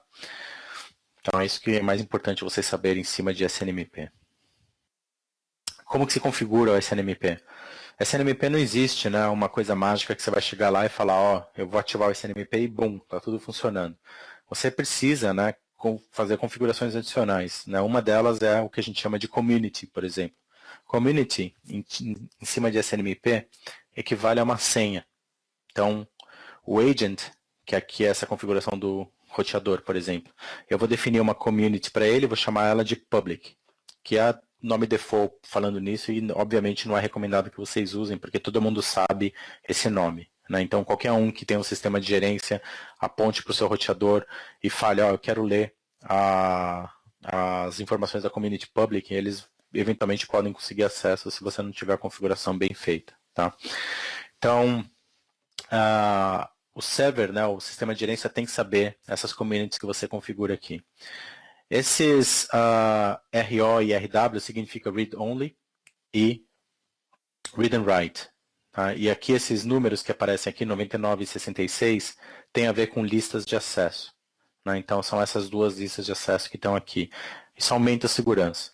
Né? Então você tem aqui, por exemplo, a Community Public. Quem que pode acessar a Community Public e ler as informações de MIBs, etc., dessa community? Só o host, né, que tem o endereço IP 10.10.10.10. Então, o sistema de gerência que tem o endereço IP 10.10.10.10 está autorizado, então, a acessar a Community Public. Qualquer outra máquina, com qualquer outro endereço IP que tente fazer esse acesso, vai ser negado pela lista de acesso. O mesmo vale para a Community Cloud Campus aqui, que tem um status de read and write, só que somente para IPs autorizados pela lista de acesso número 66, ou seja, esse único endereço IP aqui está autorizado a fazer o acesso na Community Cloud Campus. Tá?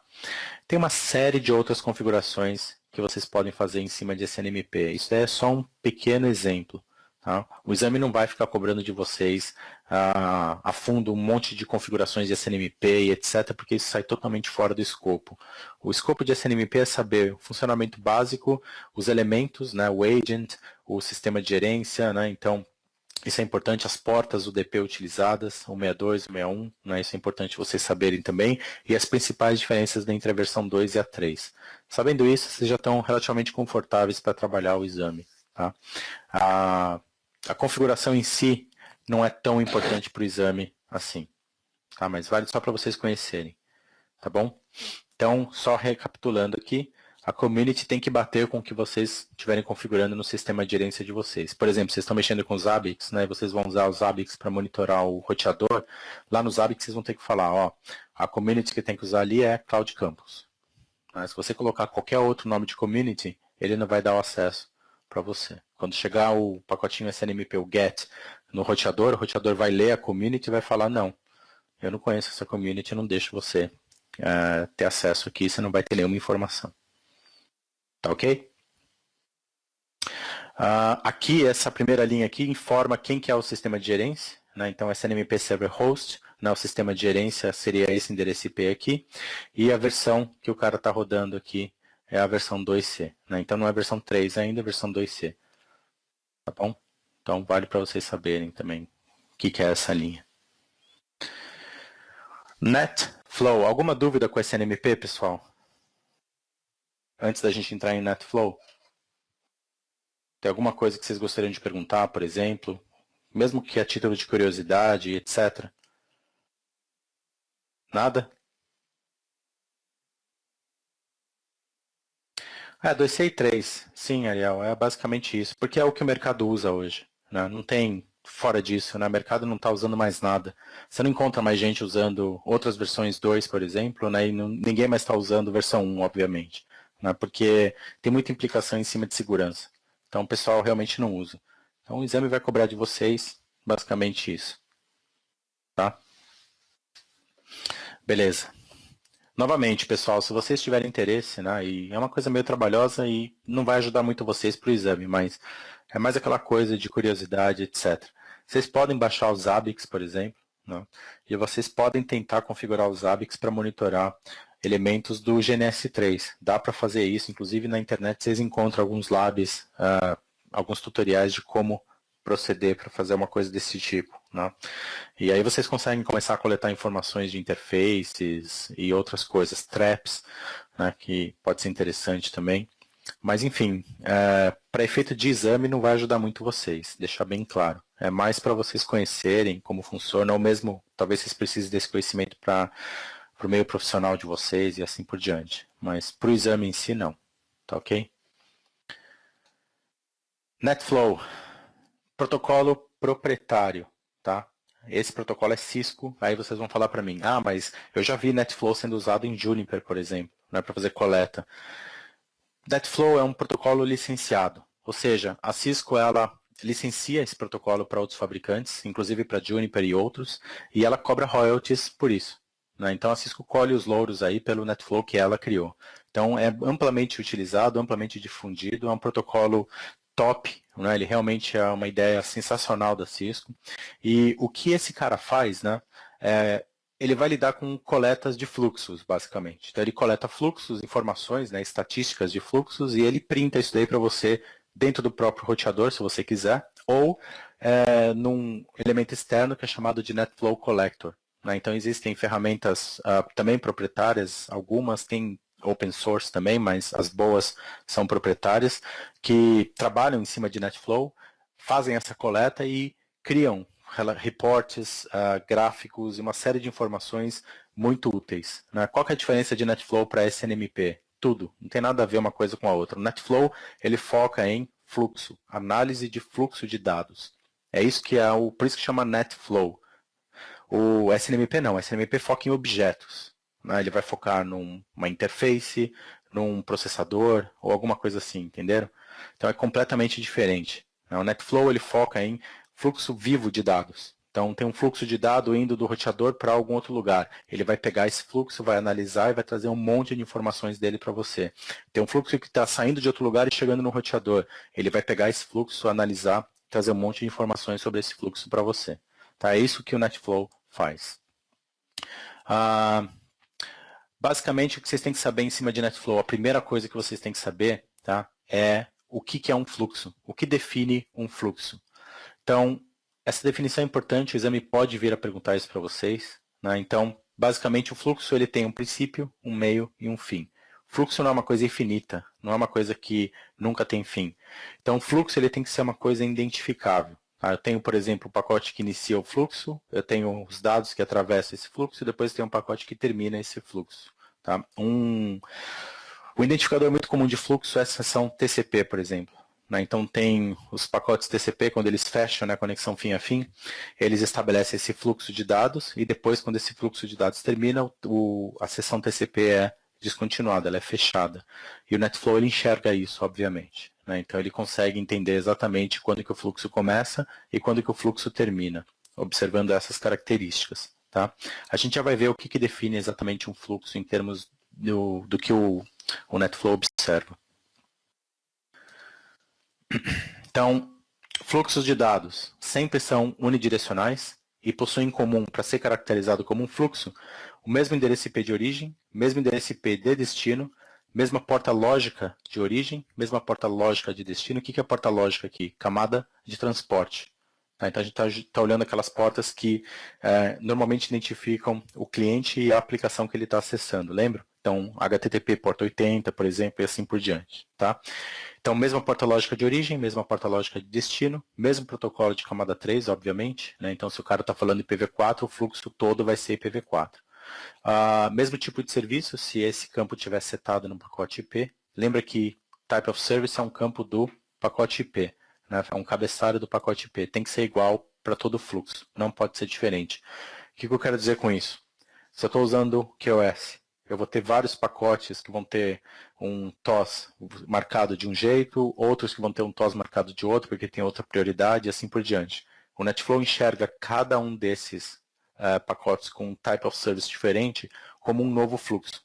É outro fluxo para ele, entenderam? E é até melhor que ele faça isso, porque daí o que ele faz? Ele consegue montar os fluxos de acordo com filas, né, de priorização QoS. Então você consegue ter uma visão gráfica, por exemplo, de como que seu tráfego está sendo priorizado na rede. Exatamente porque o NetFlow faz essa separação. Entenderam? E, obviamente, a mesma interface físico-lógica. Né? Então, ele vai estar analisando o tráfego que está chegando numa porta Fast Ethernet. O fluxo, né, tem que estar sempre associado àquela mesma porta. Não existe a opção do fluxo estar... alguns pacotes chegam por uma porta Ethernet, outros pacotes chegam por outra. Isso não existe em NetFlow. Tá bom? Eu diria que esse slide aqui é o mais importante de NetFlow para o exame. É o que vocês têm que saber, o que define fluxo, né? O que tem que ser igual num fluxo, né? Para que ele seja, então, considerado pelo NetFlow como pertencente ao fluxo comum. E lembrar também que é sempre unidirecional. Aí vocês vão falar para mim, mas a comunicação de dados normalmente é bidirecional, não é unidirecional. Isso significa, então, que o NetFlow, para cada transação, né, para cada transmissão que está acontecendo, ele vai enxergar dois fluxos, o fluxo de ida e o fluxo de volta, tá bom? Então, o fluxo é unidirecional. Tá? O que a gente pode fazer com o NetFlow? E aí vem a mágica do NetFlow. Né? Para que o NetFlow pode ser usado? Tem muito uso para o NetFlow. Tanto que a Cisco licenciou o protocolo para outros vendors. Se não fosse tão bom assim, ninguém ia querer, certo? Então, pode ser usado para monitoramento de banda, que é talvez um dos usos mais comuns, mas ele faz muito mais do que isso. Né? Então, a análise da rede de gerência de segurança é uma coisa que o NetFlow pode ser usado. Então, por exemplo, a mitigação de ataques, esse tipo de coisa. Né? O NetFlow ele identifica, por exemplo, tráfegos fora de padrão. Você consegue. Ele não vai fazer o bloqueio, deixar isso bem claro. Agora, outros elementos da rede podem usar a informação do NetFlow para fazer aí sim a mitigação. Tá? Então, um firewall ou um IDS, alguma coisa nesse sentido. Mas o NetFlow em si, ele não bloqueia nada. Ele é só um analisador. Ele vai ficar lá analisando e gerando informação, mas ele não vai agir em cima de nada. Tá? Monitoramento de aplicativos, então consumo, por exemplo, de banda ou de recursos de uma determinada aplicação. Isso também é uma coisa que o NetFlow faz muito bem. Rastreamento de migração de aplicativos, né? Então, um caso aqui seria, vamos supor, você está migrando de Windows 8 para 10, né? No seu rede corporativa. O NetFlow ele pode, né, seguir fluxos, né, originados em cada uma das aplicações para entender qual o impacto na rede de eu fazer essa migração. Então, o que acontece com a minha rede quando eu migro de 8 para 10, por exemplo? Será que isso daí afeta a minha rede ou não? Então, o NetFlow pode ser usado para esse tipo de análise também. Validação de QoS, eu mencionei isso há pouco. Né? Então, porque cada pacote ele vai olhar o campo de Type of Service e ele classifica, né, o campo, o pacote que tiver um Type of Service diferente como outro fluxo, ele vai colocar cada fila de prioridade, né, de forma diferente. Ele vai analisar essas filas de forma distinta. Então, trazer as informações necessárias para que você possa plotar, por exemplo, gráficos, mostrando exatamente como é que está se comportando o tráfego que deveria ser priorizado na sua rede. Né? Então, bem legal você ter essa visão. Pode ser usado para planejamento de capacidade também, para fazer, por exemplo, a extrapolação de uso de banda, para que você possa planejar, por exemplo, olha, acho que daqui 6 meses a gente vai precisar mudar de uma porta giga para uma porta 10 giga ou alguma coisa assim. Então, o NetFlow pode ser muito útil nesse sentido também. Análise de tráfego VPN e comportamento de acesso remoto, né? Esses são só alguns exemplos, tá, pessoal? Tudo a ver com fluxo. Novamente, né? Então, eu posso analisar, por exemplo, como que meus usuários se conectam à matriz ou a um concentrador VPN, né? Qual que é a hora que eles se conectam mais, será que eu preciso de mais banda ali no concentrador ou não? Esse tipo de informação vai ser trazida para mim via NetFlow também. Tá? Então, o que vocês têm que lembrar do NetFlow é isso. O NetFlow ele gera os dados, né? Vai ter uma quantidade massiva de dados ali. Agora, se você não pegar esses dados e tratá-los, né, você não transformar isso, por exemplo, em gráficos ou reports ou alguma coisa assim, vai ficar muito difícil de você aproveitá-los. Né? Então, eu vou mostrar para vocês aqui como que vocês enxergam essas saídas, né, do NetFlow direto no roteador. Obviamente é texto puro, não tem gráfico, não tem nada. Dá para usar para muita coisa ainda assim, mas para análises mais complexas, você vai precisar de um collector, né? Vai precisar do NetFlow Collector, um sistema que usa esses dados gerados pelo NetFlow para criação de reports ou plotagem de gráficos ou análise de inteligência em cima daquilo, alguma coisa assim. Tá? Bom, existem duas formas, né, para você fazer acesso aos dados, como eu comentei. Uma é direto no equipamento via a interface de linha de comando, a outra é usando o NetFlow Collector. Tá? São os métodos mais comuns. Aliás, são os dois únicos métodos. Né? Então, como que você faz a configuração do NetFlow? Ativação do NetFlow por interface. Né? Você pode ativar o NetFlow por interface ou no roteador como um todo, ou no switch como um todo. Também dá para usar o NetFlow em switch. Né? Então, a primeira coisa que você tem que ter certeza é que o CEF está ativado. Cisco Express Forwarding. Tem que estar ativado. Normalmente está. Né? É muito difícil ter um caso onde o CEF está desativado, mas para garantir, se você for usar o NetFlow, tem que se certificar que o CEF está ativado. Uma vez que o CEF esteja ativado, entra na interface e usa o comando ipflow ingress. Aqui no caso, eu estou olhando o tráfego de entrada. Né? Se eu quiser olhar o tráfego de saída, é ipflow egress. Então aqui é para ativar por interface, tá bom? Se quiser ativar o NetFlow no roteador como um todo, o comando vai ser em modo global de configuração, IP cache flow. Esse é o comando que vai ativar o NetFlow no roteador como um todo. É só para vocês saberem a título de curiosidade. Tá bom? Configurar o coletor, se aplicável, né? Ou seja, se você tem um NetFlow Collector que vai estar esperando esses dados para posteriormente gerar os reports, etc., você tem que informar, então, no roteador qual a versão que esse cara está falando de NetFlow e qual que é o endereço IP e porta que esse cara vai estar esperando os dados. Tá? Então, tem que fazer esse apontamento, senão, obviamente, os dados nunca vão chegar para ele. Tá legal? Em termos de configuração, é basicamente isso, pessoal. Não tem muita coisa mais para fazer. A partir daqui é observar as saídas ou entrar no collector para ver o que está acontecendo ali. Né? Então, em termos de saídas, aqui é só um exemplo. Tá? Então, eu configuro aqui, por exemplo, que eu quero usar o NetFlow para ele mostrar para mim quem são os top talkers da minha rede. Né? Então, eu vou usar o comando ipflow top talkers, top 5, então eu só quero extrair os 5 maiores ofensores, né, de banda na minha rede, por exemplo. Quero que eles façam a organização por pacote. E aqui tem essa parte de cache, etc, que eu configuro. Né? E aí, se eu der o comando show ipflow top talkers, ele mostra para mim, então, quem são os principais ofensores de banda na minha rede, em termos de números de pacote. Né? Quem que está gerando mais pacotes por segundo dentro da minha rede. Então, é um tipo de informação importante para alguns casos. Por exemplo, isso pode ser usado para detectar ataques de DOS, por exemplo, né, Denial of Service, pode ser detectado pelo número de pacotes por segundo, enfim, pode ser alguma informação que possa fazer mais sentido para vocês. Né? E o collector, acho que está no próximo slide, não agora, mas aqui tem outra, então, informação que vocês podem usar, que é o Show IP Cache Flow. Ele vai trazer para vocês, então, informação de como está a distribuição de pacotes, né, nos fluxos que estão atravessando naquele dado momento. Né, então ele traz por amostragem, estatística, basicamente. Ele mostra quantos fluxos estão ativos. Né, então aqui nesse exemplo tenho 2.728 fluxos ativos. Ele me mostra, inclusive, fluxos inativos, ou seja, eventualmente a sessão TCP está aberta, né? Ele viu que ainda não teve o fechamento da sessão, mas ele não vê mais pacote atravessando, ou seja, ele está esperando o timeout ali acontecer para ele considerar aquele cara como morto. Tá? E aqui ele pode mostrar para vocês também informações sobre os protocolos, né, que estão sendo mais usados, por exemplo, número de fluxos por protocolo e assim por diante. Né? Então, ele traz um monte de informações estatísticas, se vocês quiserem, né, na linha de comando em si. Né? Você pode usar a linha de comando para extrair essas informações. Quando você está fazendo um troubleshooting, por exemplo, eu lembro um caso, né, quando eu trabalhava na Vivax, que estava acontecendo um ataque mesmo, né, tinha era a época de um vírus, que eu não lembro o nome, um worm, sei lá. E alguns clientes que a gente tinha pegou, né, esse worm, e a nossa rede começou a sofrer um pouco por causa disso. Né? Então, um DDoS, né, basicamente, que estava acontecendo.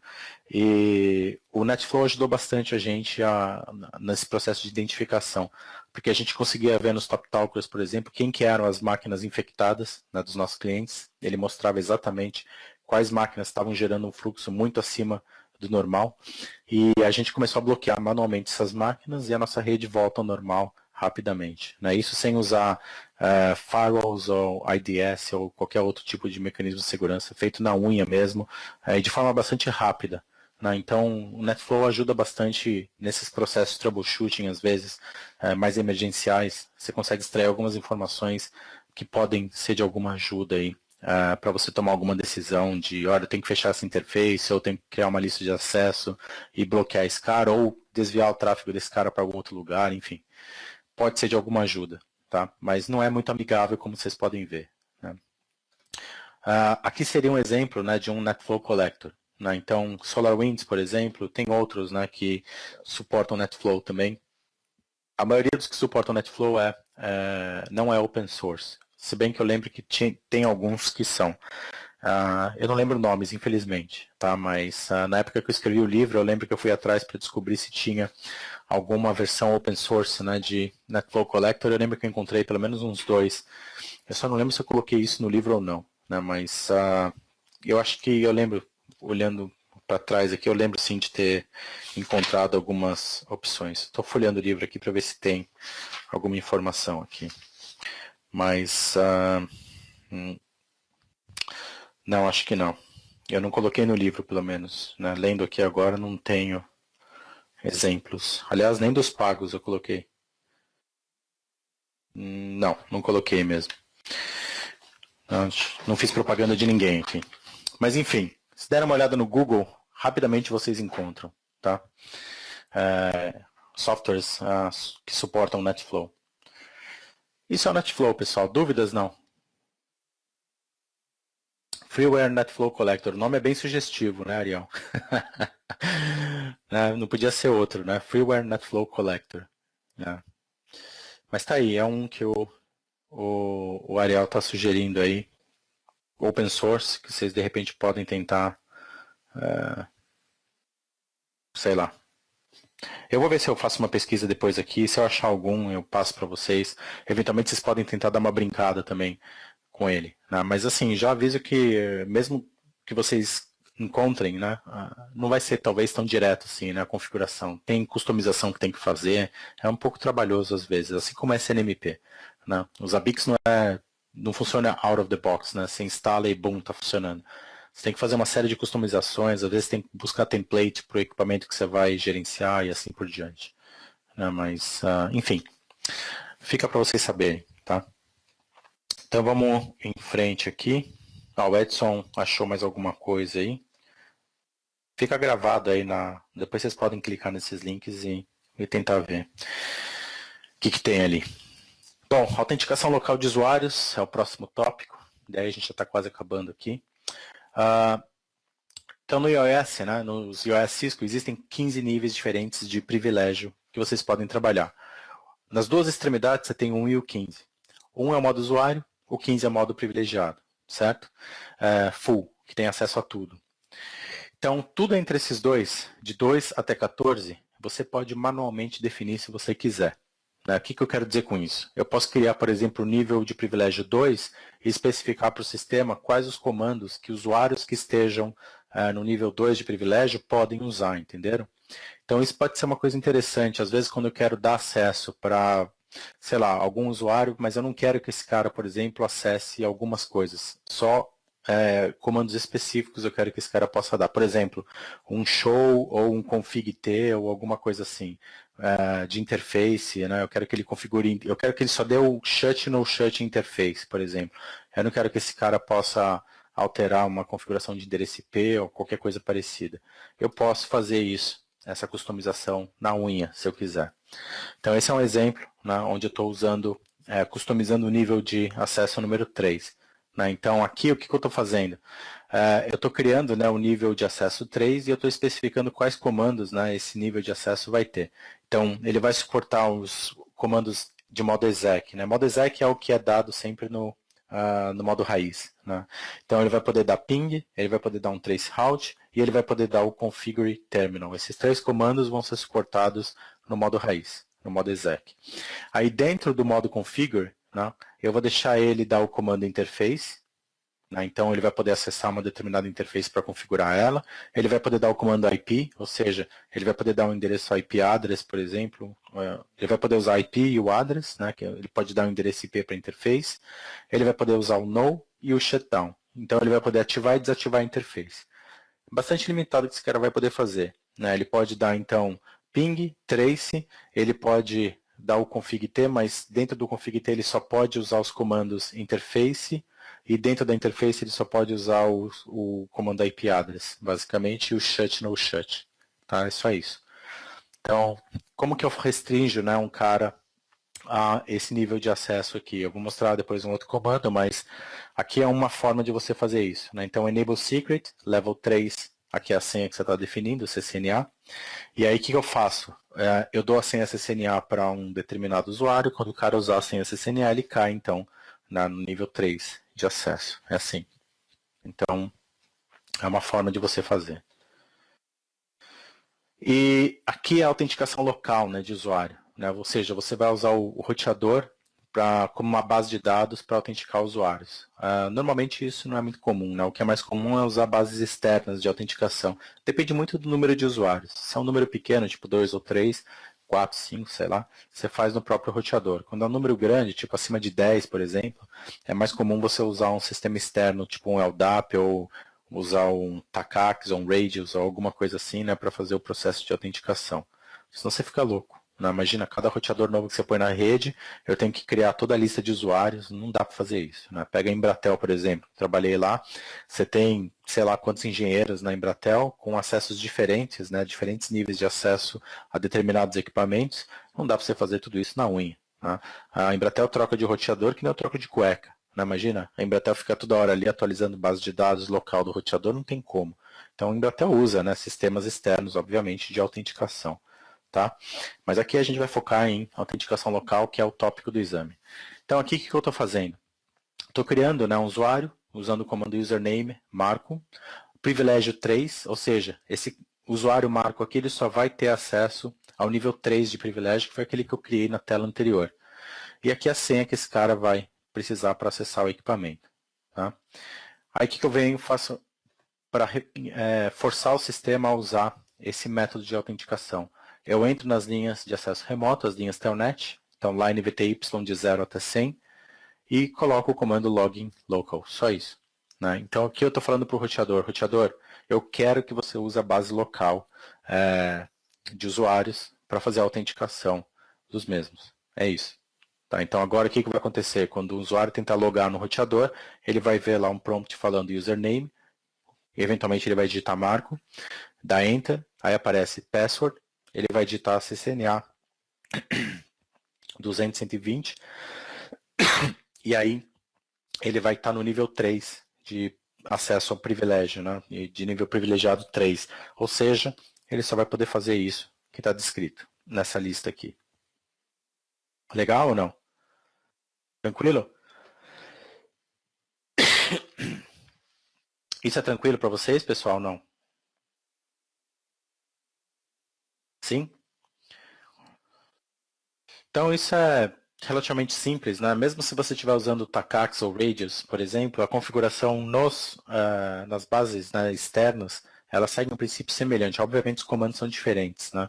Mas você vai falar, por exemplo, ali no Radius, quando você for criar a base de usuários, né, qual que é o nível de privilégio que ele tem e outras informações. Tá? Então, essa parte aqui tem que ser configurada no próprio roteador, não vai estar no Radius, por exemplo, ou no Tacax. Tá? Agora, essa parte aqui vai estar no Radius ou no Tacax. É essa parte que você vai delegar, né, para o elemento externo. Né, o DAP, Radius, Tacax, ou o que quer que seja que você esteja usando. Beleza? Então aqui é basicamente só para mostrar para vocês as telas. Né? Então, login, ele vai pedir o login, eu digito marco. Tá? Então, username, depois vai pedir a senha, entra na senha. O prompt do roteador vai aparecer o prompt de cerquilha, mostrando que você está em modo privilegiado, mas não no privilegiado 15, que tem acesso a tudo. Eu estou no modo privilegiado 3, que tem acesso restrito. E eu consigo ver isso se eu der o comando show privilege. Ele mostra para mim que eu estou restrito ao nível 3. Certo? Então isso é uma opção bastante comum, né, em redes atuais. Por fim, pessoal, só faltam mais 2 slides aqui para a gente acabar. Configuração DHCP em roteadores. Aqui, melhor do que fazer isso daí que eu estou fazendo aqui na tela, para não ficar falando, né? Eu vou demonstrar usando o Packet Tracer, que também funciona muito bem com a DHCP. É outra coisa que funciona bem no Packet Tracer. Então, vou fazer uma demonstração rápida em cima desses comandos mesmo, para vocês verem como é fácil configurar e não tem realmente muito segredo, e como funciona bem. Deixa eu então compartilhar minha tela aqui com vocês. E aí a gente encerra por hoje. Não foi tão ruim, né? Tirando aquela queda ali que doeu um pouquinho, não foi tão ruim. Então, esse aqui é o nosso cenáriozinho anterior, onde eu tinha lá os 2 roteadores. O que eu vou fazer aqui agora é o seguinte, eu vou pegar um PCzinho e vou ligar aqui no 2911, pronto. Porque o outro acho que nem tem porta mais. Então, Vou ligar direto aqui. E vou fazer uma configuração, né, conectando então essa porta aqui, que é a G01. Então vamos colocar uma rede aqui, sei lá, 192, então int G0/1, IP address 192.168, vamos usar 10, rede 10, ponto 254, seria o último endereço IP dessa rede. Normalmente é assim que a gente faz com os gateways, né? Tá, então lá no... Agora eu vou configurar o servidor DHCP. Antes disso, deixa eu só checar aqui a configuração do PC. Então aqui o meu PC, se eu vier aqui na parte de configuração IP, ele está para receber endereço IP de forma estática, ou seja, para eu configurar, né? Eu vou mudar aqui, vou colocar... Aliás, não vou fazer nada agora. Deixa ele em estático mesmo por enquanto. Vamos configurar ele do roteador para o servidor DHCP. Então, em modo global de configuração, você ativa, né, o serviço DHCP, ele normalmente já está lá, já está ativado, mas é bom dar o comando só para ter certeza. Tá? Não, o Klinger, a parte da configuração DHCP é mais a configuração em si mesmo. Tá? É importante você saber a configuração em si. Tá? Não tem nada muito teórico em cima. Né? O DHCP vocês sabem como funciona, basicamente. Né? O PC, quando você ativa o DHCP nele, ele vai jogar uma mensagem broadcast pedindo o endereço IP para a rede. Essa mensagem broadcast chega eventualmente no servidor DHCP, que vai receber e falar, beleza, eu vou então associar esse MAC address aqui que está pedindo esse endereço IP a esse endereço IP que está aqui na minha lista de endereços IPs possíveis e ele vai gerenciar isso. Né? Então, vai ter um list time, depois de um determinado tempo que você define, ele vai zerar, né? Ele vai tirar fora aquele endereço IP, o host vai ter que renovar eventualmente aquele endereço, depois que o list time é esgotado. Tá? Mas em termos de exame, né, ele vai querer mais saber a parte de configuração, né, mais do que o funcionamento do serviço em si. Tá? Então, ativa o serviço, service DHCP, e aí vocês vão então criar o pool DHCP. Né? Então, IP DHCP pool, dá um nome que vocês quiserem, sei lá, lab1, por exemplo, e aí vocês começam a configurar os elementos DHCP dentro dele. Né? Então aqui no exemplo vamos configurar, que nem no slide estava falando, vou usar, no slide está rede 10, eu estou usando rede 10 aqui também, então a gente pode seguir basicamente o que está ali, só o nome que eu dei outro. Né? Então network 192.168.10.0, né, barra 24,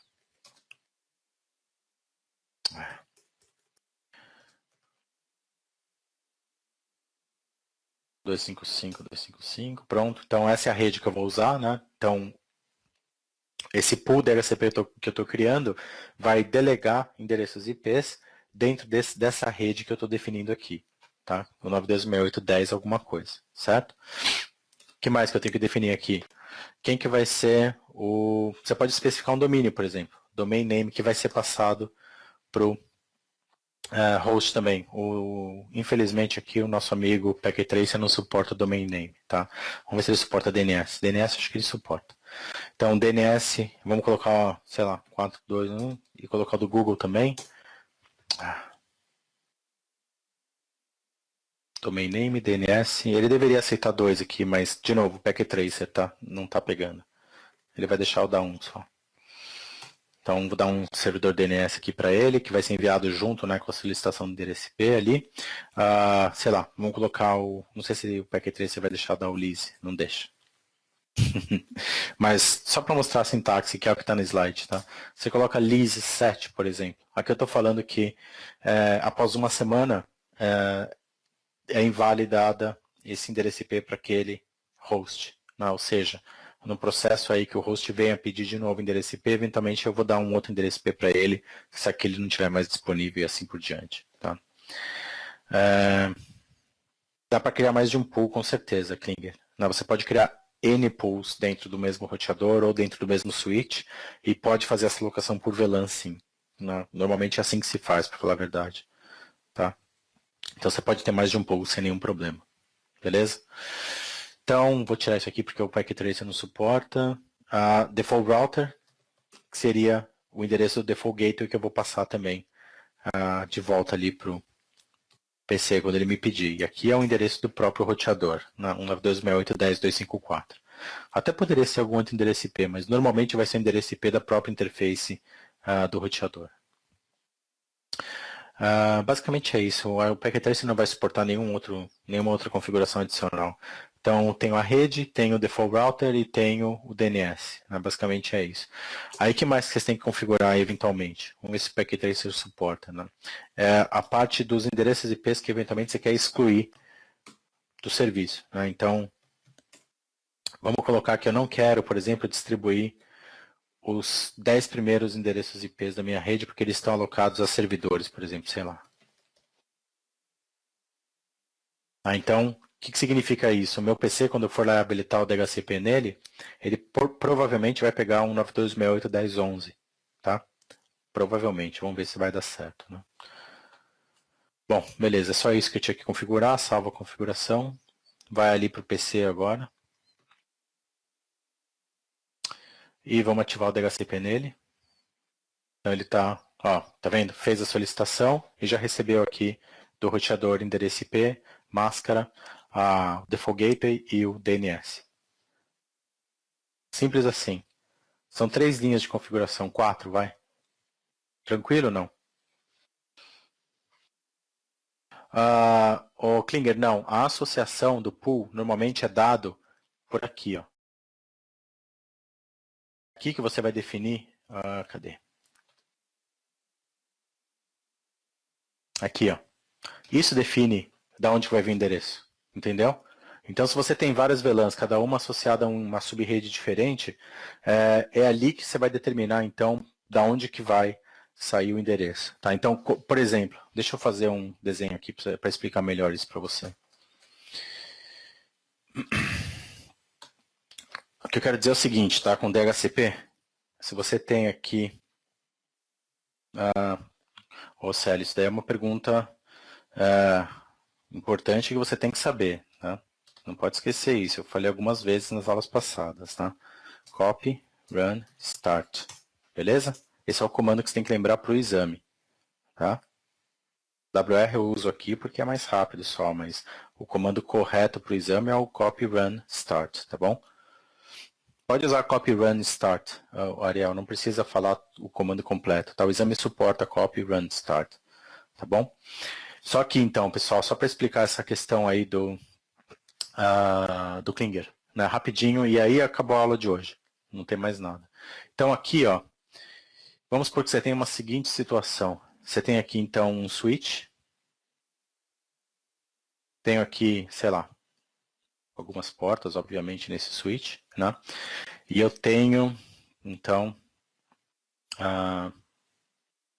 aliás, eu não precisava nem ter feito switch, né? Podia ser feito, faz de conta que é um roteador aqui, esquece que é um switch, fica mais fácil de explicar, tá? É um roteador aqui com algumas portas, né? Então, vamos supor que eu tenho aqui um PC conectado aqui à porta 1, um PC conectado à porta 2 e um PC conectado aqui à porta 5, tá? 3 PCs. PC1, PC2, PC3. Aqui é um. Bom, eu sei, o Switch Layer 3, mas aqui eu não quero entrar no mérito do Switch Layer 3 para não entrar em configuração de interface VLAN, esse tipo de coisa. Então faz de conta que é um, PC, é um roteador normal, com as interfaces Layer 3, tudo bonitinho, tá? O que eu fiz nesse PC, né, nesse roteador? Eu vou vir aqui nesse roteador e vou configurar, então, os pools. Né? Então eu vou criar aqui, sei lá, pool 1. O pool 1 vai estar na network, o escopo dele, né, vai ser 192.168.10.0/24. O pool 2 tem as outras configurações, tá, pessoal, ali. Eu só não vou colocar para a gente ganhar tempo. Então tem o default router, tudo aquilo que a gente viu hoje, né? Mas eu vou focar por enquanto só no network. Então pool 2 vai ser 20 e o pool 3 vai ser aqui. Caramba, minha letra aqui tá péssima, hein? network 192.168.30.0/24, certo? Então tem 3 pools DHCP, cada um configurado numa rede diferente. Né? O escopo, né, de endereços deles são diferentes, são em redes diferentes, certo? 3 redes /24 completamente distintas. E aí a pergunta que o Klinger fez é, como que você faz a associação num cenário desses? Por exemplo, como que eu sei que o PC1 ele vai pegar o endereço do pool 1 e não do pool 2 ou do pool 3 e assim por diante? A associação é feita pela própria interface, né, por onde a requisição está chegando. Então pense no seguinte, ó, o nosso amigo aqui, o PC1, ele está enviando, né, um broadcast pedindo endereço IP, esse broadcast está chegando nessa interface aqui, certo? O que o roteador olha? Qual que é o endereço IP dessa interface? 192.168.10.254, certo? Então, o roteador enxerga que a requisição da DHCP está chegando numa interface Layer 3 configurada na rede 10. Então, ele sabe que o escopo que ele tem que usar para servir esse endereço é o pool 1, porque o pool 1 está na rede 10. Entendeu, Klinger? É simples assim, não tem mágica, não tem associação, não tem nada. Basicamente, o elemento, né, que é o servidor DHCP, ele olha por qual interface está chegando aquela requisição. E aí ele olha o endereço IP daquela interface e fala, beleza, eu sei para que pool que eu tenho que direcionar esse pedido. Simples assim. Tranquilo? Tranquilo, pessoal. É basicamente isso que a gente tinha para hoje. Né? Aqui é só... tem mais um ponto antes da gente acabar. Deixa eu acabar o compartilhamento aqui. Que é a questão de o que acontece quando você tem um servidor DHCP, por exemplo, que está conectado atrás de um roteador, né, que é essa situação desse desenho aqui. Isso é comum? Não muito. Normalmente o servidor DHCP ele é local à rede, né, mas eu posso me encontrar numa situação onde o servidor DHCP está remoto. Numa situação dessas, eu tenho que fazer o roteador propagar o broadcast, certo? E aí entra o que a Ariel colocou, que alguns fabricantes chamam de DHCP Relay, que na verdade é talvez a terminologia mais comum. Né? A gente usa, né, para configurar esse DHCP Relay o IP Helper Address.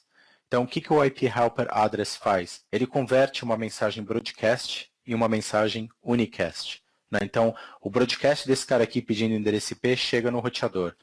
Normalmente o roteador descartaria esse broadcast. A gente aprendeu isso lá na aula 2, lembra? Então, em vez de descartar, eu falo para o roteador o seguinte. Roteador, sempre que você enxergar um broadcast chegando na interface F00 aqui, pega esse broadcast, substitui o endereço de broadcast por endereço unicast, apontando para o servidor DHCP. Ou seja, essa solicitação vai ser encaminhada até o servidor DHCP, que por sua vez vai responder depois de volta. Tá? Então, o DHCP Relay, ele funciona mais ou menos assim, né, para quem nunca viu ou não sabia que isso era possível. Novamente, né, isso é uma configuração possível, mas não é tão comum. Tem bastante empresa que usa DHCP Relay, mas o mais comum hoje em dia é você ter o servidor DHCP local no segmento ali onde os usuários estão fazendo o pedido. Normalmente isso é configurado, às vezes, no próprio roteador, ou no switch layer 3, por exemplo, né, para evitar exatamente esse tipo de problema, onde você vai ter que ficar configurando DHCP Relay, alguma coisa nesse sentido. Mas, invariavelmente, você vai ter empresa onde você vai ter uma estrutura mais centralizada e os servidores DHCP estão centrais na rede, e aí você precisa atravessar elementos layer 3, e aí no caso dos Cisco, né, você tem que usar o IP Helper Address para fazer isso acontecer, senão não funciona. Tá? O pacote morre ali no roteador se você não configurar o roteador para. E aí sim, agora, a gente terminou. Tranquilo, pessoal? Tem feriado semana que vem? Que dia que é feriado? Dia 7? Não, a gente pode, semana que vem, comer uns dias. O que está acontecendo, pessoal, assim, vou ser bem sincero, né? é mais vocês do que eu, se vocês, se tiver ok para vocês, está ok para mim, entendeu? Porque a gente já fez o adiamento de uma semana por minha causa, né? E a gente adiou a aula de ontem, um pedaço para hoje, porque deu problema, né? Então, com isso a gente vai perdendo, não perdendo, mas a gente vai empurrando o curso para frente. Não é nada demais parar para pensar. O curso, em vez de acabar essa semana, que seria, acho que o prazo normal, a gente está estendendo ele para a semana que vem, né? Mas não tem problema nenhum. A gente pode, por mim, eu não tenho restrição, é mais vocês. Né? Mas a gente pode, sem dúvida nenhuma, não ter aula 7 de setembro, que acho que não tem nenhum problema. Tá bom? Pois é, pode ser também, Carlos. Na semana que vem a gente podia já cobrir as 5 aulas que faltam e acabar tudo de uma vez. Né? Encerra o curso semana que vem. Podemos fazer uma enquete, sim. A gente faz. Eu vou montar uma enquete e eu passo para vocês. Fechado? E aí a gente vai pela maioria. Democracia. Certo? Mas eu vou deixar para vocês decidirem. Eu não vou impor. Se vocês falarem para mim, a maioria falar não, vamos matar dia 7 ou sei lá, a gente vai seguindo. Tá bom? Eu deixo para vocês então decidirem. Tá bom, moçada? Então, obrigado pela presença de vocês. Espero que tenha sido útil a aula de hoje. E não se esqueçam que eu já postei, então, os adendos lá da parte de roteamento, etc., inclusive com os labs, para vocês praticarem um pouquinho, tá bom? Então, se vocês tiverem um tempinho amanhã, fim de semana, dá uma brincada ali com os labs e postem as dúvidas que venham a aparecer, tá legal? Grande abraço para vocês e até semana que vem. Amanhã a gente não tem aula, não se esqueçam, hein? Segunda-feira é a nossa próxima aula, tá? Abraço, moçada. Até segunda-feira, então, dia 5. Grande abraço a todos. Até mais.